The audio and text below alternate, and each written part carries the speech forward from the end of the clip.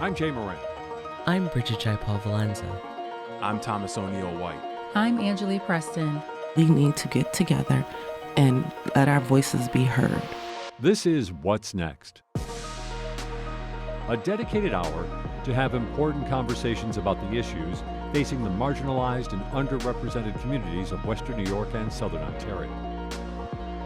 We're going to have some real healing. We've got to have space to tell some uncomfortable truth.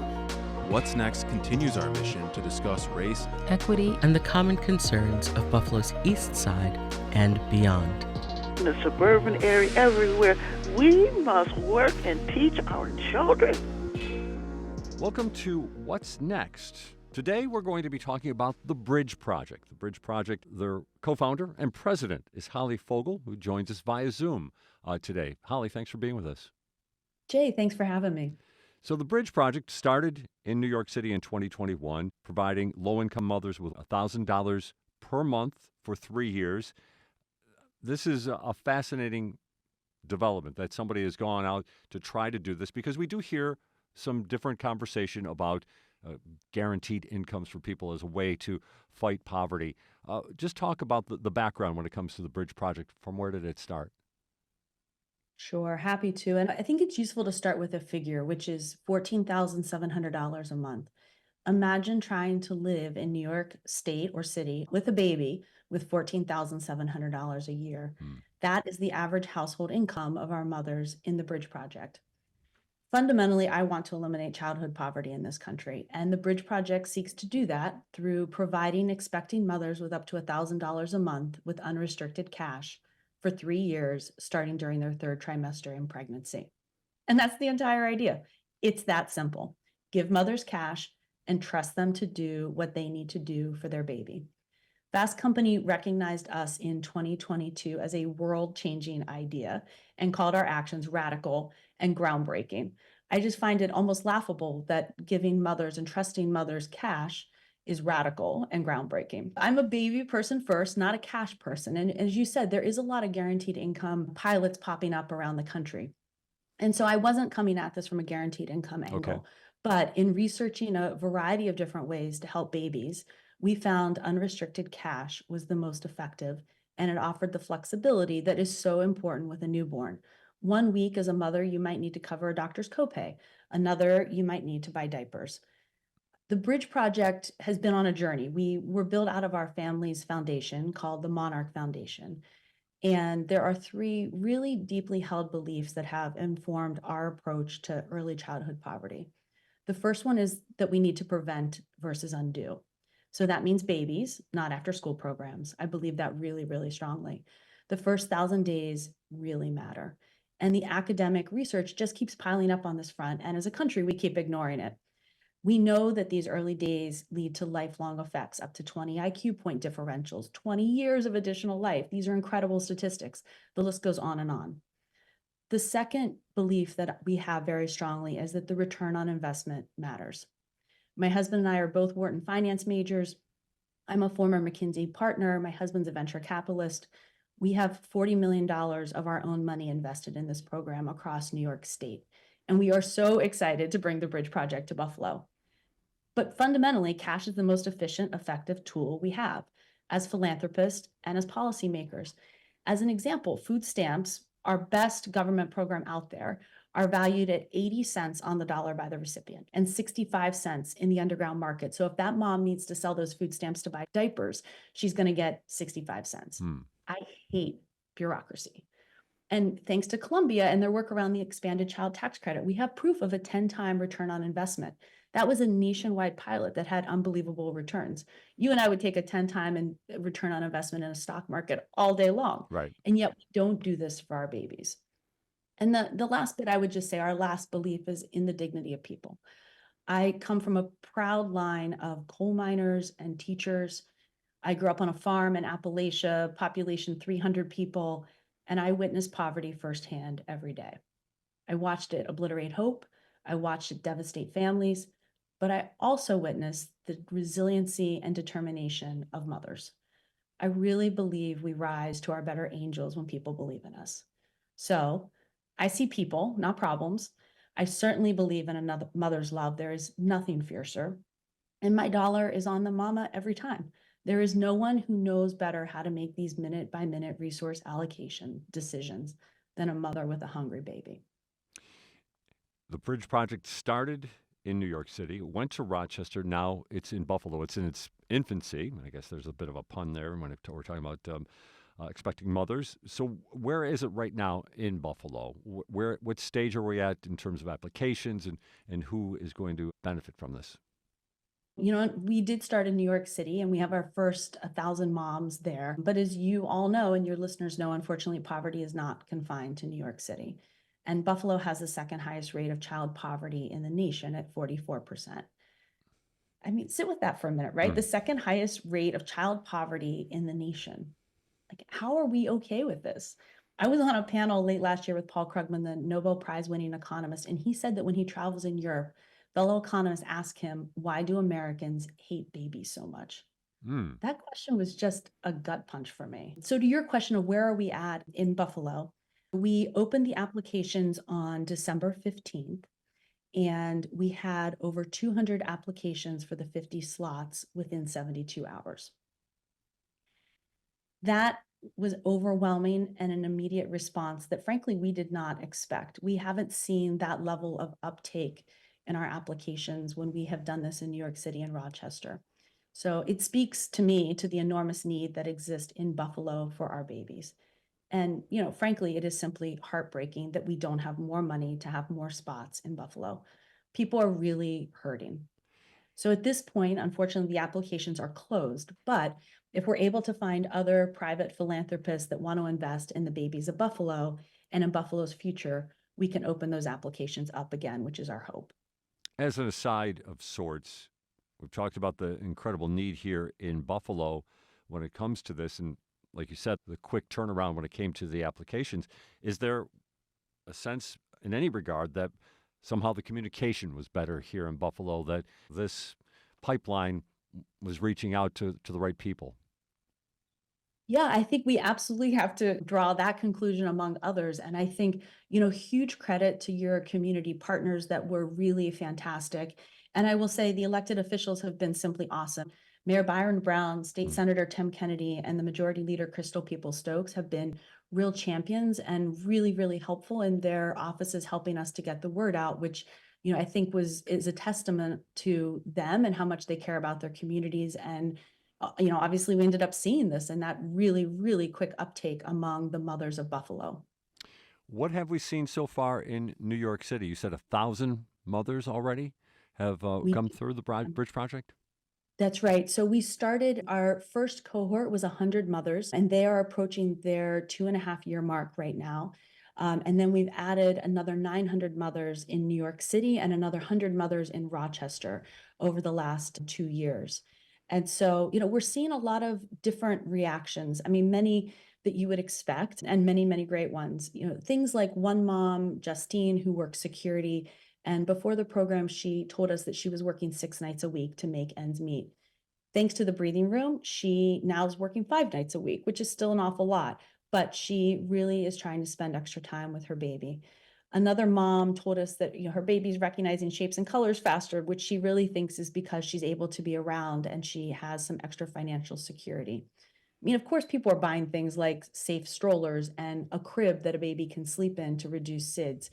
But, you know, I think the thing that makes my heart really warm is that the moms are telling us they're showing up in different, more present ways with their children, you know, or frankly, being able to take 2 weeks off of work for jobs that don't have paid family leave. And I think one mom really captured it for me. She said, it just gives me the room to breathe. So, you know, sometime it just buys some breathing room where people can take a breath and think about a shot at a different future that they didn't see as possible given their previous circumstances. I can recall when we were expecting and that sense of pressure. I mean, most certainly weren't in the situation that these folks are for sure. But at the same time, like you said, you know, every dollar is accounted for, and you know, what are you going to utilize your dollars for? It's interesting to hear what you talk about in terms of some of the things that these mothers have an opportunity now to have for them and for their children as well. I would also just think there just has to be just a sense of relief. Like I talked about, I can most certainly understand the pressure that people are under when it comes to having children. Is that something else they had? And what do you see as being the benefit of maybe having that sense of relief? It's not a ton of relief because money money goes fast, doesn't it? Yeah, no, you're absolutely right, Jay. And I think, it's part of why I believe in this program so much. As a mother who had resources for my children, it was still really hard. It's hard to be a parent, as you Mhm. said. And I think, diapers cost almost $1,000 a year. And people are surprised to hear there's no government program that gives you any money against diapers. And so, that leads people to do all kinds of things to actually have cash to be able to have the dignity to put their child in diapers. I think, fundamentally, this idea of giving people a bit of optimism around the future and a bit of breathing room. As an example, 70+% of our moms, when they first enroll, have less than $100 in savings. So these people, as you say, are living really close to the edge. And, having a baby is an enormous expense in life, but it shouldn't be something that only the middle class can afford. I mean, we need to be recognizing how hard this job is of being a parent and how expensive it is. And that also, as a country, we have huge economic consequences when we don't support these littlest people to reach their fullest potential. Let's talk about where you see the success that you have and will continue to have. But do you have that goal, that idea that once these things happen, we can get to the spot? Yeah. Well, ultimately, this needs to be a government funded program because we'll never be able to reach every baby, but with private philanthropy. But in the meantime, I do believe very strongly, and I think we're showing this is possible in New York State broadly, that private philanthropy can show a path forward here for government. And we can then push the policymakers to catch up with all the data we can lay down. There is some good news, though. There is current legislation proposed in the New York State legislature from Senator Jessica Ramos and Assemblymember Sarah Clark to offer cash benefits to 15,000 new moms across the state for 21 months starting during their pregnancy. I mean, that would be simply incredible. We are really excited about this bill and working very closely with both of their offices to help wherever we can. And we should all urge our elected state officials to embrace it for the babies across the state. In my home city of New York City, last year, New York City Council Speaker Adrian Adams had proposed $5 million in budget allocations towards programs like Bridge last year, which was pretty radical as well at the time. They had never done something like that before. It did not ultimately make it into the final budget, but we also saw that as an enormous win in the sense that we had a lot of elected officials talking about trusting women and mothers specifically with cash for their babies and letting government step back and let people do what they need to do. So, good signs, good progress. Obviously, the child tax credit debate at the federal level continues, and we are fully in support of that. I should also say we're doing a lot of research ourselves in-house because the program's getting so large that will help fuel some of these discussions and have, more data around all of these different aspects. I will say we hear questions like, do the mothers spend the dollars on drugs and alcohol? Hmm. That answer is no. Hmm. Do they quit working? That answer is also no. Hmm. And then, we also get this question a lot. Well, don't they need financial literacy classes because they're very poor? And I think, on that one, there's a story that we heard in the earliest days that I think really back this up. But, and I'll tell you, which is a mother who, when we asked her how many dollars she had in her savings account, she said zero, Hmm. but she had $20 under her mattress. And the reason that money was so important to her is she had an older child who had asthma. And she said that the ambulances run really slowly in her part of New York City. And she was worried that in the middle of the night, that child would have an asthma attack and she would not be able to get him to the hospital fast enough to save his life. So the $20 was the taxi cab fare one way. So I think when a mother's making that kind of trade-off every day, I'm going to trust her to make a really good one around protein for dinner or the amount of money she needs to get her child to the hospital in the middle of the night. So, I think that's the power of the Bridge Project is that we can put down a lot of data and work with really smart people to do that. And we are close to the mothers, and we can hear those kinds of stories and try to bring those narratives forward as well. So we remember how many of our fellow Americans and fellow New York State folks and neighbors are really hurting. We are talking today with Holly Fogle. She's on with us courtesy of Zoom here on What's Next. She is the founder or co-founder and president of the Bridge Project here in Buffalo. It's just getting underway, as a matter of fact, and what we're seeing is expecting mothers being provided cash on a monthly basis for 3 years, right, Holly? That's right. And you brought up the questions. You got into the questions, so you kind of usurped my next question. But you've obviously, because of your success in the professional world, I'm sure you travel in circles where you know people with strong opinions who are also trying to influence public policy, and perhaps in an opposite way that you are. Not opposite, but maybe have a different path. We'll look at it that way. And we've had conversations on this program about the victimization of poor people when it comes to those conversations. How do you respond to, like you said, those questions about, do these mothers go and then spend money on this? Do they quit their jobs then?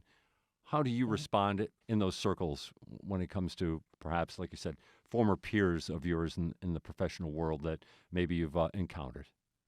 Yeah, it's a great question, Jay. And I do hear it all the time. And I think there's a few things. And I think that's actually been a journey and a response for me. In the beginning, I love data. And in the beginning, I used to cite all of the studies from, Columbia and from James Heckman and all of these different things.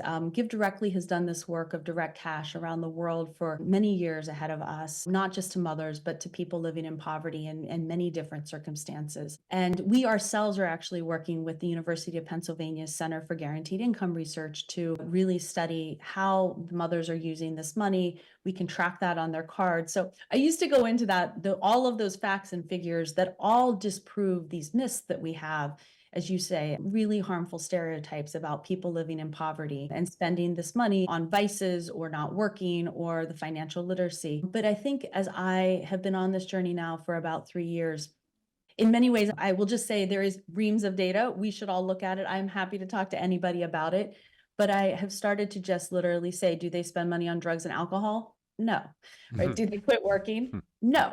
Like, we can't quit working, right? As a mother, if you have $14,000 a year in household income, you're not working. You need to work to support your family. The father needs to work to support the family. And I mean, I think this is, in many ways common sense if we really think about it. But to your point, we do have these myths in our head that people are in these situations because they've made really bad choices. I mean, the reality is they have very few choices in these situations. And I think I really understand that, given how I grew up myself. And I sort of see the desolation in my part of the world, in Appalachia, and what has happened because of very few choices out there. But, there is a lot of good data. Your listeners could certainly write to me, and I am delighted to talk about all the data. But I do think we need to be telling more stories, like I told about the mother with the $20, Right. because it also humanizes it to us and makes us step back a little bit and maybe be curious, right, around our neighbors, and maybe curious about some of this data that could find a little opening in our head and in our heart. I say that I have a McKinsey-trained head and an Appalachia-trained heart. And I think that's a good combination for this work. And it's a good combination in conversations because I'm happy to talk about both. I'm going to ask you this question then, because I don't think I've really ever had a chance to talk with somebody like you, Holly Fogle, somebody who has put up such an ambitious project that is tackling our society's biggest problem. I don't have to even go and say anything more about that. You're looking at the data. You're hoping to see this grab on and become something that is a public venture. But what about a bigger picture? What can you see for this world from the Bridge Project and similar efforts? What can you give me a vision of society as you see it, where it is and where it could be? Yeah. I think where it is I think back to Paul Krugman's question of fundamentally, why do we act like we hate babies so much? Mm. We say we love babies, but what we do with our actions is quite different. But I think, fundamentally, I am an eternal optimist and a realist in a lot of ways. But the good news is here, we showed as a country that we had the willpower during 2021 with the child tax credit to prioritize and lift up our youngest members of society. And, frankly, that's not just a moral platitude. That's actually just good economic sense. If we come back to all of these other measures, this is our future workforce. These are our future doctors and lawyers and social workers and teachers and all of those things. And so, I think fundamentally right now, by the end of 2024, we will hopefully have over 2,000 families enrolled in the Bridge Project. We are simply limited by funding at this point. And I think as the word gets out and just this common sense notion of trusting people, whether folks are a Democrat or a Republican, it just makes a lot of good sense because it limits government in an important way and it prioritizes the dignity of people. And so, that's the world that I want to live in, a world that prioritizes the dignity of people, that trusts people, but that looks at all this data and actually says, yeah, we're not doing this because we think it's Pollyannish. We're doing it because it makes really, really good sense for us as a city, state, and country. And we can get there. I really, really believe that, or I wouldn't be doing this work. How much interaction have you had with some of these mothers who have been involved in the Bridge Project?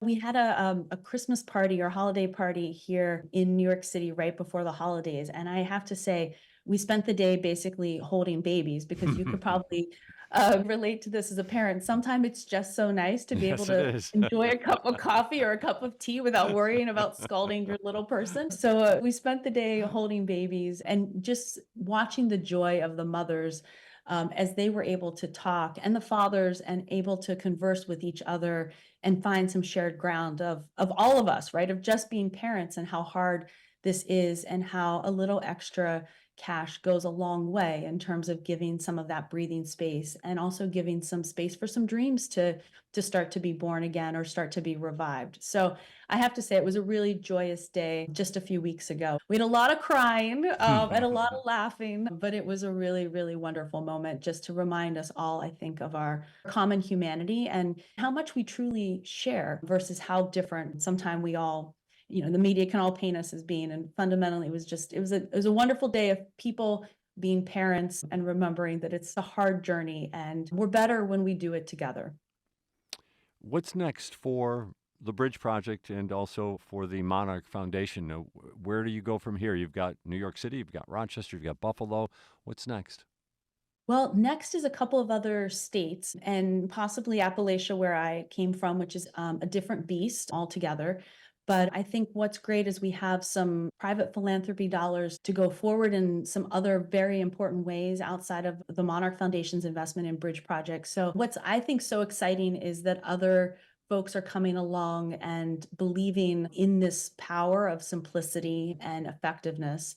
But we have to keep pushing at the city, state, and federal level as well. And so I think it really is a sort of a two-part strategy of doing as much as we can do with our own money and helping other private philanthropists put their money to work very directly into the hands of mothers and babies, and continuing to push and lift up these narratives and amplify the voices of these mothers and these babies for city, state, and federal officials so we can, ultimately get things like the milk bill that's on the floor of Albany passed, that we can get our governor to be paying attention to babies, and we can get our president and our federal folks to also be recognizing that this is just smart policy. And I think we have a lot of good company along the way. So we really appreciate people like you helping us to get this story out and get people excited and thinking and maybe curious about this a little bit and remembering that many of us have been in these same shoes at one point in our life or another. We're coming down to our final moments here with you, Holly Fogle. But I couldn't help but thinking as you were talking earlier,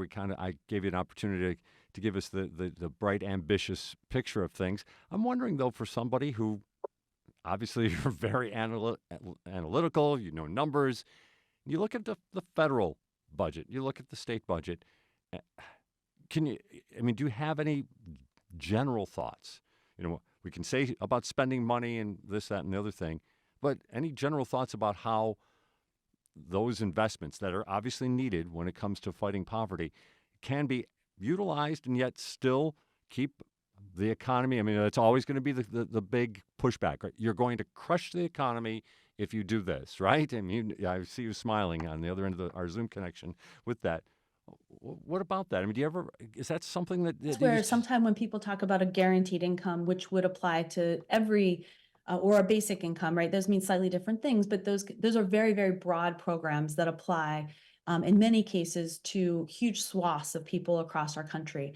And ultimately, some of those programs have a lot of merit in them, and there's other pilots studying those programs. But fundamentally, it is where we have a very specific and narrow focus on babies and that first 1,000 days of life, starting in that third trimester of pregnancy.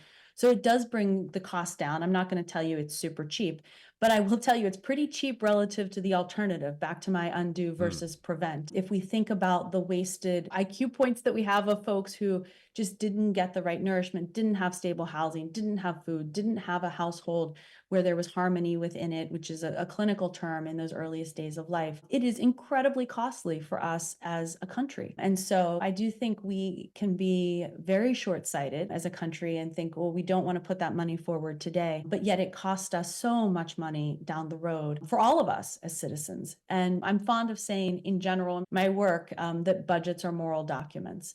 And I really think we have to think hard as Americans and as New Yorkers around what our budget is saying about us and what that means for us as a state and as a country. But I really believe that we can make some big changes here that are really positive. And I think fundamentally that's the world that I want to live in, a world that values babies, a world that values our neighbors, a world that recognizes that sort of there too could I be, but for the grace of God. And I have been really fortunate in my life with my financial wherewithal. And I think I was raised by a bunch of Methodist folks who always reminded me to turn back around and recognize that there's somebody else that could use a helping hand like I did, that I needed myself years ago. And so I think if we can remember that as people, just very fundamentally, that's the world that I want to live in. And I think these little babies that don't have voices and don't have votes are a pretty darn good place to start. Well, Holly Fogle, thank you very much for your time. Thanks for bringing the Bridge Project to Buffalo. Like you said earlier, most certainly is a major need here in Buffalo. And again, thanks for being with us on What's Next. My pleasure, Jay. Thanks for having me. Stay with us. There's more to come. This is What's Next on WBFO. You're listening to What's Next, our place to discuss the important issues of our communities of Western New York and Southern Ontario. We want to hear from you. Click on the Talk to Us option in the WBFO app, and we will work to get your questions or comments on the air. Do you have a story or concern that we should be addressing? Email us using whatsnext@wbfo.org. Together, we'll have the conversations that are needed. This is WBFO, your NPR station. This is What's Next. I'm host Thomas O'Neill White, and joining me today to talk about youth engagement, anti-violence measures, and basketball is Most Valuable Parents Executive Director Mia Ayers-Goss. Mia, thank you for joining us today. Thank you, and thank you for pronouncing my name right. Well, let's talk about one of my favorite things. Okay. Basketball. Talk to us about the Neil Dobbins Intercity Basketball League, who had its championship game earlier this month. Absolutely, and thanks so much for asking. And now basketball is one of my favorite things. It did not used to be, but now it is. So yes, we just had the championship game, and the two teams, Back to Basics, who was undefeated. They did not lose a game throughout the whole entire time. And ECRJC, which is Erie County Restorative Justice Coalition, those were the two teams. So just back up a little bit. We had 12 teams. So we had 12 sponsors. Sponsors like Say Yes Buffalo, the Urban League, Trade Fair, Food Market. So different people/organization businesses sponsored a team. And those 12 teams competed against one another to get to the semifinals and then to the championship. But in order for the young men to play in the game, they had to attend restorative circles or life skills workshops or like focus groups, deep conversations. They had to do something else other than just the basketball. The purpose was for us to build relationships with them and to give them soft skills and tools, things that they could use to stop them from wanting to commit crimes, to help them thrive in school, maybe get back in school, things like that. So take me through like a day. Like, do they do these, like, say they have a game, would they do like a circle before or after, or was that throughout the week? Well, it's throughout the league. Okay. Throughout the league. This was our first time. Mhm. Okay. So I'm totally transparent and honest. This was our very first time doing this. Our intention was to have them do it every week. However, we had some difficulties with keeping coaches because, just being honest, is very difficult to find people to volunteer. That's one of the struggles that community organizations have, is to have volunteers. So we had difficulty with space, practice space for the youth. So when you have 12 teams and they all need to practice, they all have to have coaches there with them. We had to have facilitators for everyone, which we had everything on paper. We had everything in the beginning, but then unfortunately, sometimes people started to fall off. So they all had to attend at least once before the league was over. So they had to come to a focus group and a restorative circle and before the league was over. So we weren't able to do it every week, bottom line, but they all had to engage. What do you think, taking a look at the league overall and the kids who participated, what do you think they got from the league? So much. And I get emotional just thinking about it. These are youth that do not always have the support that they need. And it's not always the fault of the parent. It's not because, they have all these bad parents. You could have, a mother and father that both have two jobs, or a mother that's going to school and working, and then the father has a job that's traveling. But then sometimes you do have parents that are, on drugs, or sometimes you have parents that are just not around. There are multiple different situations, but a lot of these youth just did not have the support and guidance. So having positive role models and having mentors that just told them, I'm here for you. I care about you. What do you need? And listening to them, it helped them to thrive. We had lots of instances where these kids were on probation. Some of them had dropped out of school and had not been in school for more than a year. And now by the end of the league, they were getting their GED. They had jobs. They were coming to us saying, Miss Mia, can you help me find a welding program? Or can you help me get back in school? So they went from slouching when we were talking to them and cursing every time they had to say something and not really having any goals to wanting to do something positive with their life. So let's talk a little bit about Most Valuable Parents. For those who don't know, what type of organization is this? So it's called Most Valuable Parents because our primary focus is parents. It started, the reason it started was to help parents to be more accountable, to help parents with support and resources so that they could be better parents and help the children to have better lives. However, we do now work with youth and we work with other organizations. We do a lot of collaboration. So I would say we are a violence prevention group. We are a community service group with a primary focus of the parents. But we feel that getting to the root cause of the issues with families will help to reduce violence. Is this what drew you to the organization? Absolutely. So I have 5 children of my own, and I've always wanted to work with the community, but I was under the impression that I did not have enough time to be a community service person. I know now better, But my idea was once my youngest child, went off to college, that I would want to do some community service. 2 weeks after my daughter went to college, I saw a Facebook post that Neil had put out. And I had worked with his wife in the past. So I said, okay, well, let me try this. And the rest is history. And you worked closely with Neil Dobbins, who created Most Valuable Parents. But who was the late Neil Dobbins, for folks who may not know of him? So Brother Neil Dobbins he worked with community work. He did community work for over 25 years. He started off because his son, Neil Jr., unfortunately was murdered. His sister was murdered. So he always had an interest in helping youth and helping the community. He was one of the founding members of Stop the Violence, that community organization. So he did a lot of work individually with youth, and he had taken groups of youngsters fishing, taken them to play basketball. So he did a lot of work with them. But one day, him and his wife was watching the news, and there was a story about a woman, Yvette, and her grandchild that got murdered. And when he saw that, it just kind of struck a chord in him, and he was like, you know what?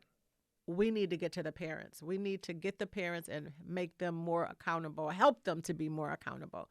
So he said, I'm going to put a Facebook post out, and I'm going to call a meeting, and I'm going to see if we can get 1,000 parents together. And, if we can just get them to work together, and we can provide resources and support and, give them what they need so that they can be more accountable to help their families.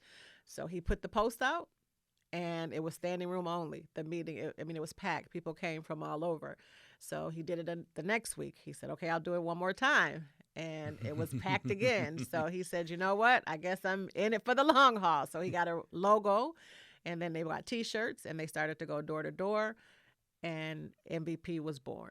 And so you worked under him then? Yes. I did not go to the very first meeting, but I was there at the second meeting. I started a week or two into MVP. So I was his deputy director. I started with him, like I said, about a week or two after he started MVP. And I'm just the kind of person that when I start something, I really get involved. So I just started just doing things that I know needed to be done. And he was like, you know what? You're my deputy director. So 3 months into MVP, he was like, you're going to be my deputy director. So I was his deputy director up until his unfortunate passing. What kind of legacy has he left for you and for the organization? Well, I can't say enough about his strength, about the impact that he had on not only the MVP members, but on our community. If you speak to anyone that knew him, elected officials, church members, people of the Islamic faith, in the school district, he was everywhere. So he left a legacy of creating synergy and solidarity in our community. And he left a legacy of us making sure that we continue to work with the family and build the family unit so that we can reduce violence. And not only did he have a passion for working with youth, but he also was really passionate about changing legislation and laws and fighting the gun traffickers and, the weak gun laws that some other states have. So he had a lot of passions, but I would say that's his legacy. You mentioned synergy and solidarity and collaboration as well. What do those words mean to you? Well, it means unity, basically. Mm-hmm. And the bottom line is we can do more together than we can do alone. So it's very important for MVP to bring folks together to make this happen, because violence is we always say it's like a multifaceted thing. It's a multi-headed beast, and it's going to take many different things in order for us to reduce the violence. So we can't do it alone. You can't just have a group that deals with mental illness. You can't just have the police. You can't just have the school system. You can't just have the doctors and the lawyers. Like, all of us together is what's going to change this. Do you see that working more so, that type of synergy, than maybe 5 years ago, 10 years ago?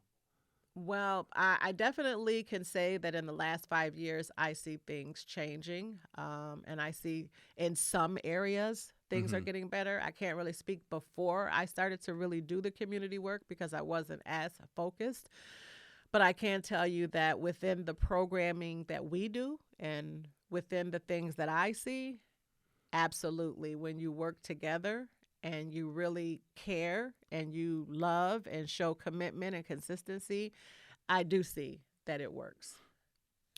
I want to circle back to the basketball league and just, changing mindsets and the process behind using basketball or just using sports while incorporating that mindset change for our youth. And you don't really know much about basketball. I don't know. I didn't know really anything about basketball. Actually, in one of our games, the guy had taken the ball from the other guy, one guy on another team. And I said, "Wasn't that an interception?" And the coaches looked at me like, "Mia, that's football." So no, I don't know a lot about it, but I do know that when you give a youth something they want, you are going to be more successful with giving them what they need if you couple those things together. So our intention is not to stop at sports. We want to couple this with music. I've talked to many people. I think it's called Buffalo String Works, Dawn Berry with the Pappy Martin Foundation. I've spoken to them about coupling music. We've talked to Renato Graham and Rafael Suarez about coupling it with media production. We want to mix it with whatever the student or the youth is interested in. Mm-hmm. So we're starting with sports, but we're going to go into all different things. And if you combined trauma-informed care, restorative practice, love and compassion and support with whatever that youth wants, just then positive outlets. Yes, absolutely. You're going to get a better outcome. And we obviously talked about some of the positives to come out of the league. What are some of the challenges with the league? It was your first year, so I guess there was Yes. a lot of trial and error there. Yes, it was. And a lot of people have told me, because I've spoken about this a lot, and they're telling me, "Mia, you talk too much, or you shouldn't say those things. You only want to talk about the positive things." But I think it's important. I'm glad you asked me that, because it's important for us to talk about everything in order for us to get better. So the main challenge was practice space and coaches.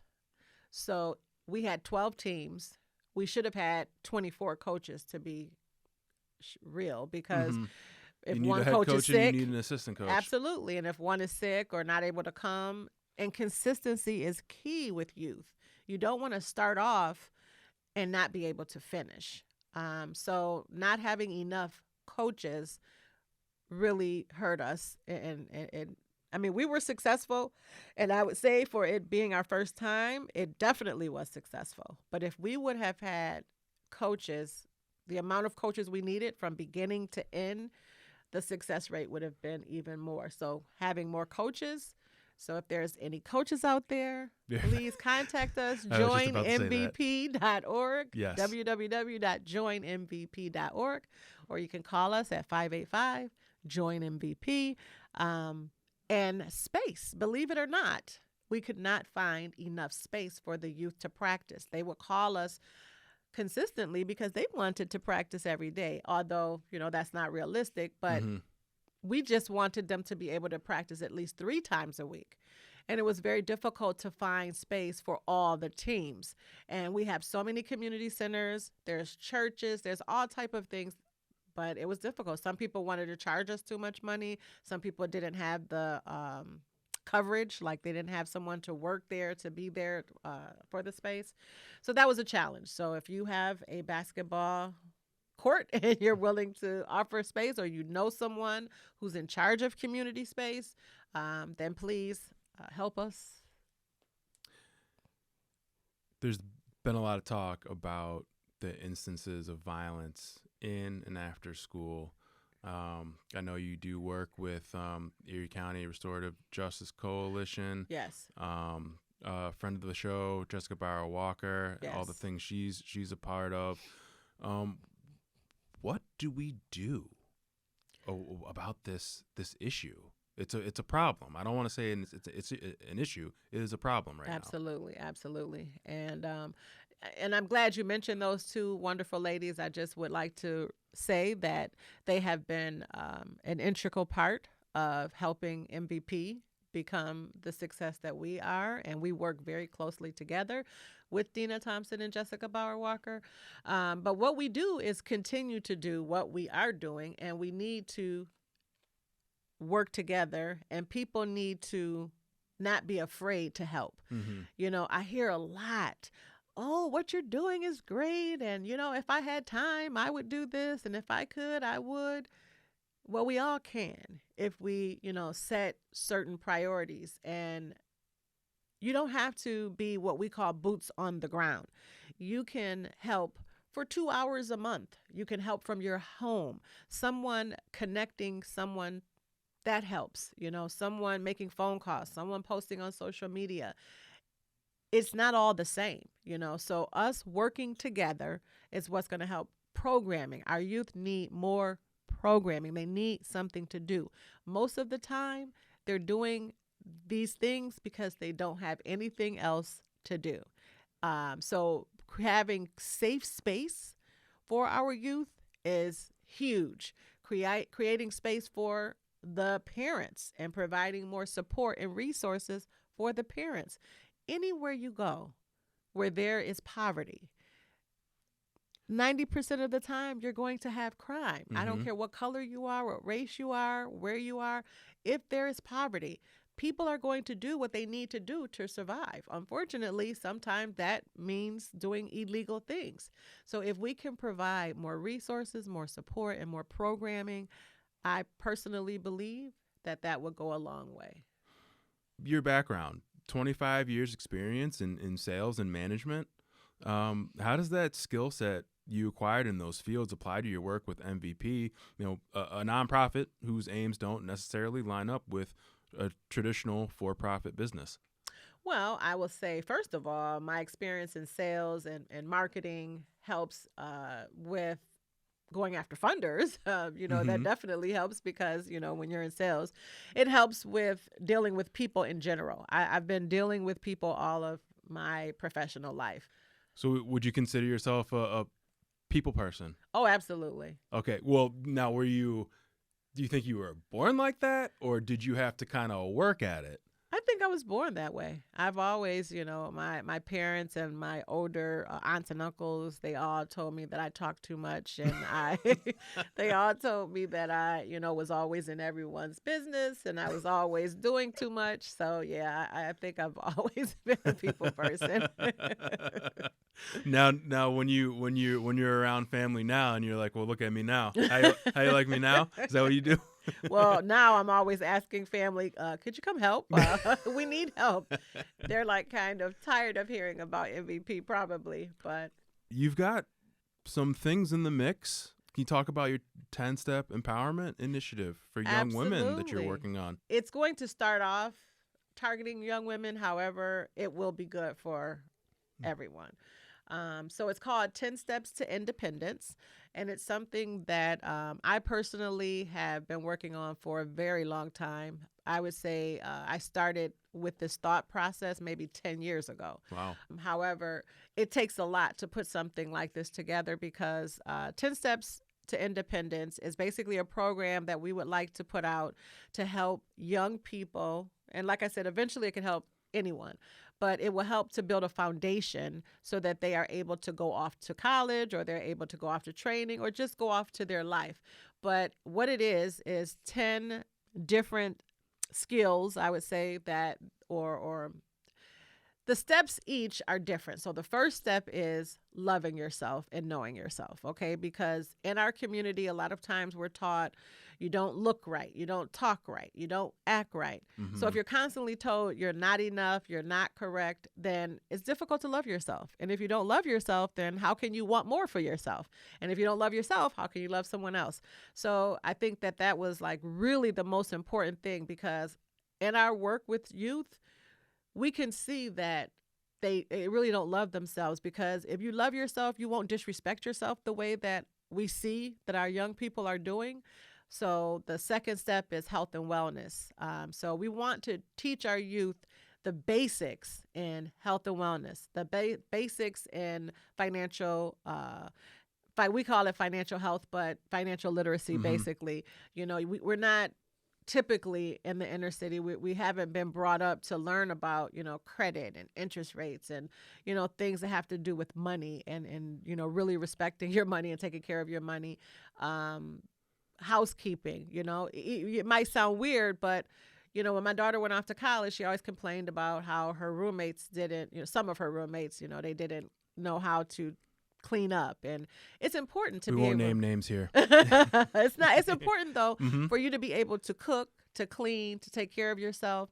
So learning how to fill out forms, you know, Right. sometimes these little things that people take for granted is important. You know, if a child does not know how to fill out a form, if they don't know that information, they're intimidated.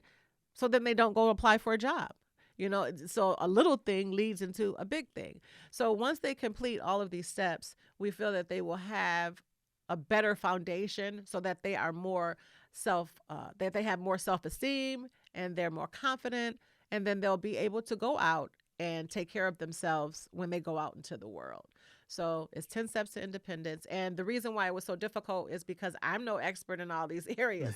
So we have to get experts in all of these areas to make sure that we have the right information. And it's going to be a workshop in conjunction with a book. So there will be a physical book that will have all the steps that you can read on your own, but it will work in conjunction with a workshop. So there'll be a workshop with each step. So in addition to this empowerment initiative, what's next for MVP in the coming months and in the coming years? We have a program called Parent to Parent that we do with Buffalo Public Schools and Say Yes Buffalo, and now the United Way has gotten involved as well.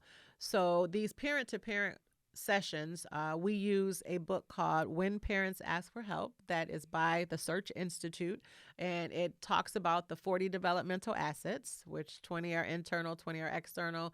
And if our youth have these 40 developmental assets, then they will have a better life. We use the 7 Habits of Highly Effective People by Stephen Covey. Some people say Covey, but we feel that if we go over these 7 habits with our parents, that it will help them to be better parents. So between the 40 developmental assets and the 7 habits, we want to give them, you know, more skills, more tools. We have a home cooked meal for them, and we meet and talk about experiences. We have parents from 16 on up to caregivers that could be 70. You know, it's all different ages. So it's very interesting. We just recently started a Muslim edition of this parent to parent, because we have a lot of Muslim or immigrants of different kind coming into the inner city now, and we want them to feel included. We want them to feel welcome, and we want to eventually do it all together. But we're going to start off because we want them to feel comfortable. So we want to have halal food, and we want to talk about some issues that maybe they're going through, because their teenagers are going through some different things than even our teenagers are going through, because we've worked with a lot of them. And can you imagine coming to another country and you have certain rules that you have to follow? You go to school and your students, they bully you because you're not like them. So you try to assimilate, and then you go home and get in trouble because you're trying to assimilate. Wow. So they're in like a whole nother situation. So we have a Muslim edition of that.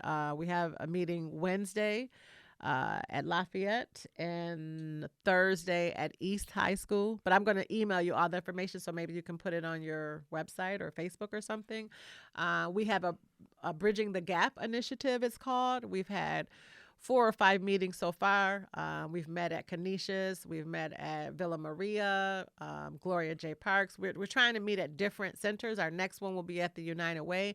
But basically, we're trying to bring different races and ethnic backgrounds, different religions, different professions, just bringing all folks together and trying to come up with a strategic plan on how we can work more effectively regularly together. Everyone's working in silos. If we come together maybe on a quarterly basis and we have a big event and we share information, we just think that it'll be more impactful. So that's called Bridging the Gap. And then in the spring, we'll be doing the basketball all over again. So those are some of the things that we're working on. And once again, for our listeners, if you're listening to us, come out and volunteer. Please come out and volunteer. Please go to Sweat equity. It's worth it. Absolutely. As someone who volunteers in a basketball league, you get more out of it than you think you will. This has been What's Next. I want to thank our guest, Most Valuable Parents Executive Director Mia Ayers-Goss, for being with us. You're listening to WBFO and WBFO HD1 Buffalo, WOLN Olean, and WUBJ Jamestown, your NPR station.